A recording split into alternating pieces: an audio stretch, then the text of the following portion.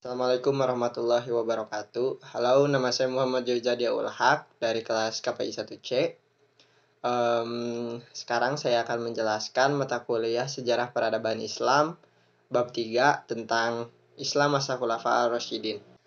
Jadi Islam masa Khulafaur Rasyidin itu setelah Nabi Muhammad SAW wafat, fungsi sebagai Rasulullah itu tidak dapat digantikan oleh siapapun manusia di dunia ini, karena itu mutlak langsung dari Allah Subhanahu wa taala. Nah, namun fungsi beliau sebagai kepala pemerintahan dan sebagai pemimpin masyarakat harus ada yang menggantikannya. Yang menggantikan Rasulullah sebagai pemimpin yaitu keempat sahabat dekat Rasulullah, yaitu yang disebut Khulafaur Rasyidin. Nah, periode Nabi Shallallahu alaihi wasallam itu juga dapat disebut sebagai dasar cita-cita keislaman dengan berbagai teladan daripadanya, karena ketika masa Nabi Shallallahu Alaihi Wasallam itu Islam masih ada tokoh yaitu Nabi sebagai teladan umat Muslim gitu. Sedangkan masa Khalifah Rasulullah dapat dikategorikan sebagai gerak menaik khususnya dalam hal pembangunan kehidupan politik berdasarkan syura. Nah, syura itu adalah musyawarah ya. Lalu sistem pemerintahan Islam berdasarkan prinsip politik dan perundang-undangannya yaitu kepada kitab Al-Quran. Nabi Muhammad SAW juga telah mencontohkan bermusyawarah itu sebagai sunnah.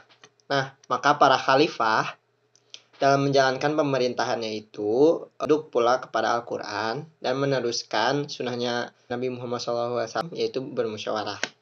Masa Khulafaur Rasyidin ini hanya berlangsung selama 30 tahun. Walaupun hanya 30 tahun, tetapi masa ini sangat penting dalam sejarah Islam.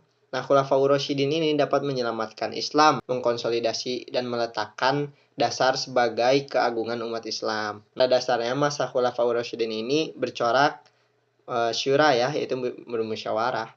Lanjut kepada kondisi masyarakat sepeninggal Nabi Muhammad SAW. Dengan wafatnya Rasulullah, umat Islam ini mengalami krisis konstitusional, yaitu krisis pemerintahan.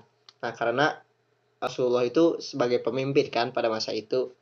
Karena pada masa itu Rasulullah tidak menunjuk penggantinya, bahkan tidak pula membentuk suatu majelis untuk membahas masalah tersebut, terjadilah krisis konstitusional ini. Nah, lalu ketika masa Nabi Muhammad wafat, sejumlah suku juga melepaskan diri dari kekuasaan Madinah, menolak memberi penghormatan kepada khalifah, bahkan menolak perintahnya. Sebagian dari mereka juga menolak Islam. Ada golongan yang murtad, ada yang mengaku dirinya sebagai nabi, dan juga mendapat pengikut yang tidak sedikit juga gitu, nabi palsu tersebut. Ada juga golongan yang sudah tidak mau membayar zakat ya, karena mereka pikir membayar zakat itu hanya membayar upeti untuk Nabi Muhammad SAW.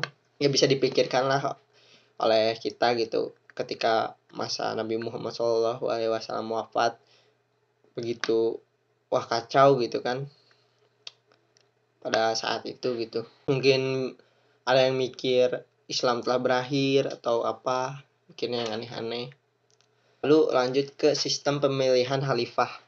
Sistem pemilihan khalifah ini tuh terdapat dalam Al-Quran juga ya. Karena Al-Quran itu memberikan suatu dasar yang kokoh dan lestari bagi semua prinsip-prinsip etik dan moral bagi kehidupan manusia. Al-Quran juga menjuruskan manusia kepada hal-hal yang praktis. Nah, bimbingan Al-Quran akan mengatasi berbagai persoalan tingkah laku manusia dalam rangka menciptakan suatu kehidupan yang harmonis. Nah, karena Al-Quran itu memberikan tekanan atas amal perbuatan daripada hanya sekedar gagasan. Lalu dalam hal ini Al-Quran juga memberikan berbagai petunjuk dan bimbingan etik serta moral. Di antara berbagai persoalan tersebut terdapat persoalan negara dan pemerintahan. Dalam Islam mempunyai dasar yang fundamental dalam Al-Quran. Nah, prinsip syura terhitung sebagai salah satu nilai etika politik yang konstitusional dalam kehidupan kenegaraan Islam. Syura itu bermusyawarah, ingat. Nah, permasalahan politik yang pertama kali muncul sepeninggal Rasulullah Shallallahu Alaihi Wasallam adalah siapakah yang menggantikan Nabi Muhammad SAW sebagai kepala pemerintahan dan bagaimana sistem pemerintahannya. Rasul telah mengajarkan suatu prinsip, yaitu musyawarah, yang telah dicontohkan oleh Nabi Muhammad pada kala itu, sesuai dengan ajaran Islam itu sendiri. Abu Bakar juga memangku jabatan khalifah pada pilihan yang berlangsung sangat demokratis di pertemuan Sakifah Bani Sa'idah. Jadi di pertemuan tersebut digelar di Sakifah Bani Sa'idah. Lalu pertemuan di Sakifah Bani Sa'idah ini merupakan musyawarah pertama yang diselesaikan para sahabat setelah Rasulullah wafat. Sebelum Abu Bakar ditunjuk sebagai khalifah, kaum Ansar juga bermaksud akan melantik Sa'ad ibn Ubadah sebagai pemimpin. Nah, karena sebelum Rasulullah SAW hijrah ke Madinah, sebenarnya saat itu akan dilantik oleh kaum Ansor. Namun Rasulullah SAW keburu datang ke Madinah.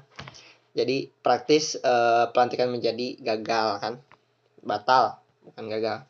Nah, dalam artian mereka bermaksud mengambil alih kepemimpinan Rasulullah. Kenapa mereka ingin melantik Sa'ad ini? Karena kaum Ansor ini cemas akan kehilangan kehormatan yang selama ini diberikan oleh Rasulullah.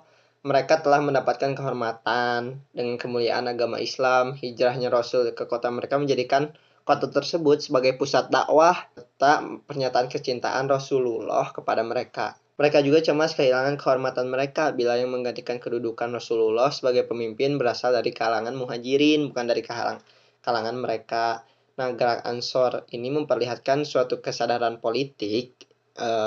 Mereka memikirkan politik gitu untuk masa depan, tetapi sukunya memperlihatkan ambisi untuk menyerahkan kepemimpinan itu kepada sukunya sendiri. Jelas itu menimbulkan sikap permusuhan ya.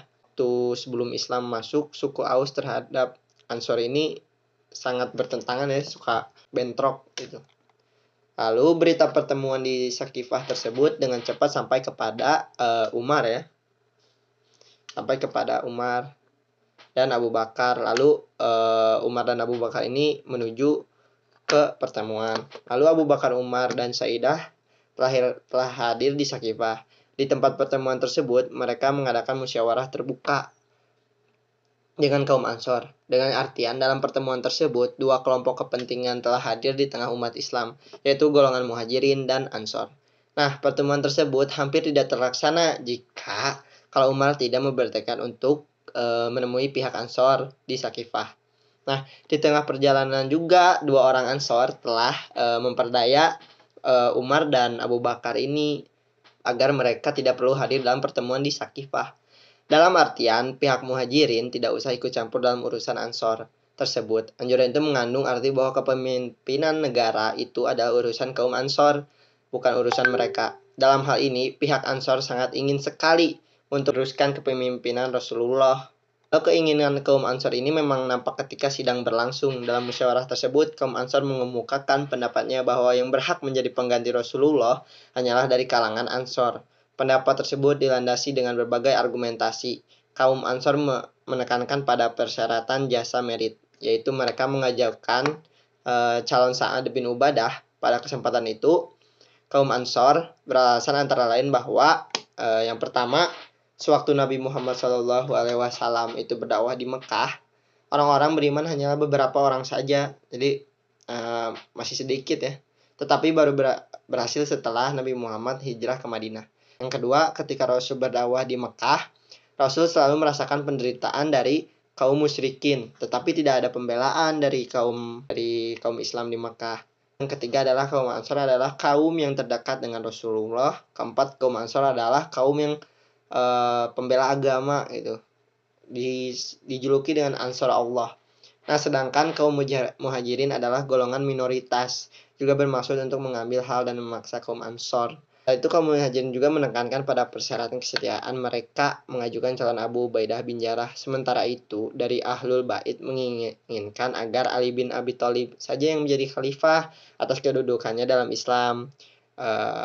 Ya kita tahu ya sebagai Ali bin Abi Thalib itu sebagai menantu dan saudara sepupu Nabi. Nah, hampir saja terjadi perpecahan dan adu fisik ketika beradu argumentasi. Adapun alasan yang dikemukakan kaum Muhajirin adalah yang pertama, kaum yang mula-mula masuk Islam adalah Muhajirin. Yang kedua adalah kaum Muhajirin yang lebih dahulu masuk Islam dari kaum Ansor. Mendapat tempat di dalam Al-Quran juga nih kaum Muhajirin lebih dahulu disebut daripada kaum Ansor.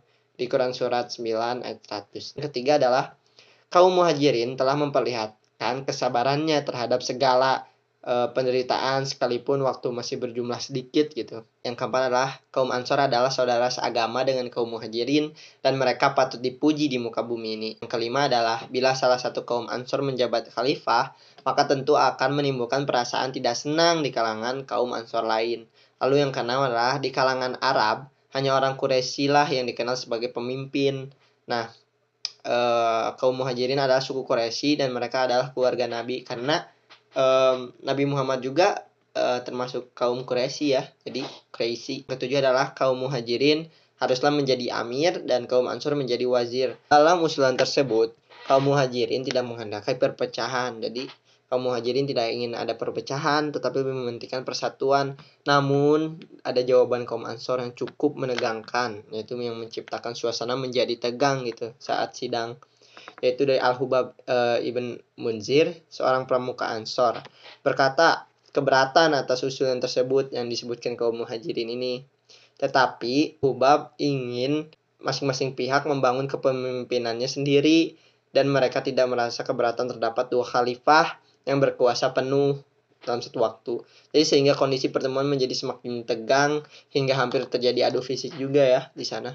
Nah, sementara itu pemuka Ansor lainnya, Bashir ibn Sa'ad, menyatakan dengan lantang bahwa kaum muhajirin lebih utama untuk menjadi khalifah karena Nabi Muhammad SAW ini berasal dari kaum Quraisy dan kaum muhajirin juga berasal dari kaum Quraisy. Nah, surat itu sangat berbekas di kalangan muhajirin dan Ansor ya. Kesempatan itu juga dipergunakan oleh Abu Bakar untuk menyalonkan Umar dan Abu Ubaidah, tetapi keduanya menolak percalonan tersebut. Keduanya berpendapat bahwa yang lebih pantas untuk menjadi khalifah adalah Abu Bakar sendiri berdasarkan beberapa alasan. Nanti saya sebutkan alasan-alasannya. Lalu Umar dan Abu Ubaidah ini menyatakan baiatnya kepada Abu Bakar. Lalu Abu Bakar pun menyetujuinya. Lalu Abu Bakar pun dengan resmi dilantik menjadi kepala negara atau khalifah Rasulullah, yaitu khalifah pertama umat muslim ya setelah Nabi Muhammad SAW meninggal. Lalu ada Islam masa Khalifah Abu Bakar ya, lanjut di sini.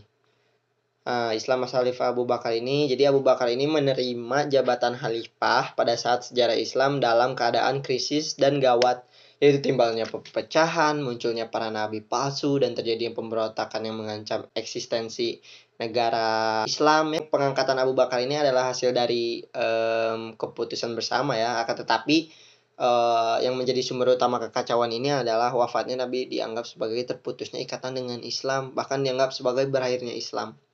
Ini yang salah. Abu Bakar bukan hanya dikatakan sebagai khalifah, namun juga sebagai penyelamat Islam dari kehancuran karena beliau ini telah berhasil mengembalikan umat Islam yang telah tercerai-berai.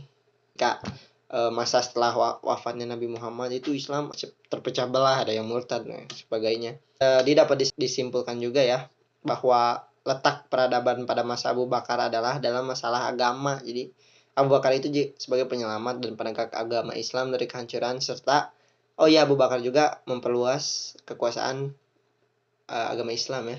Abu Bakar ini terpilih karena beberapa alasan. Pertama itu dekat dengan Rasulullah, baik dari ilmunya maupun persahabatannya. Jadi Abu Bakar ini sangat dekat dengan Rasulullah.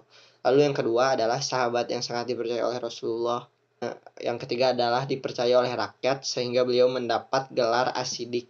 As-Siddiq itu artinya orang yang sangat dipercaya ya. Lalu yang keempat itu seorang yang dermawan. Kelima itu Abu Bakar adalah sahabat yang diperintah Rasulullah SAW menjadi imam sholat jamaah. Yang keenam adalah Abu Bakar termasuk orang yang pertama masuk Islam. Saya akan menyebutkan biografinya Abu Bakar ya. Jadi Abdullah bin Abu Quhafah adalah nama kepanjangan Abu Bakar ya. Dia lahir pada Agustus 634, 21 Jumadil Akhir, 13 Hijriah. Abu Bakar As-Siddiq ini adalah salah satu pemeluk Islam pertama ya.